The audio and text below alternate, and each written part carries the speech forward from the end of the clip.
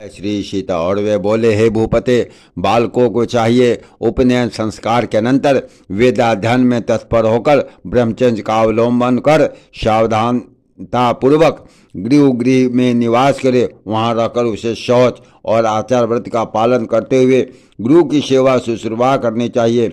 व्रत आदि का आचरण करते हुए स्थिर बुद्धि से वेदाध्ययन करना चाहिए। हे राजन, प्रातःकाल और संध्या काल दोनों संध्याओं में एकाग्र होकर भगवान श्री सूर्य नारायण की अग्नि की उपासना करें। गुरु का अभिवादन करें।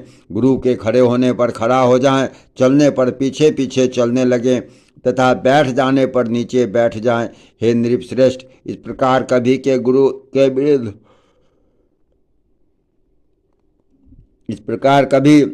के विरुद्ध कोई आचरण न करे। गुरु जी के कहने पर ही उनके सामने बैठकर एकाग्र चित्त से वेदाध्ययन करें। उनके आज्ञा होने पर ही भिक्षान भोजन करें। जल में प्रथम आचार्य के स्नान कर चुकने पर फिर स्वयं स्नान करें तथा प्रतिदिन प्रातः काल गुरु जी के लिए समिधा, जल, कुश और पुष्प आदि लाकर जुटा दें।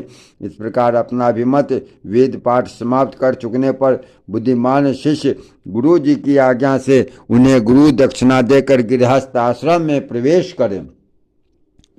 हे राजन, फिर विधि पूर्वक पानी ग्रहण कर अपनी वर्णानुकूल वृत्ति से द्रव्योपार्जन करता हुआ सामर्थ्य अनुसार समस्त गृह कार्य करता रहें।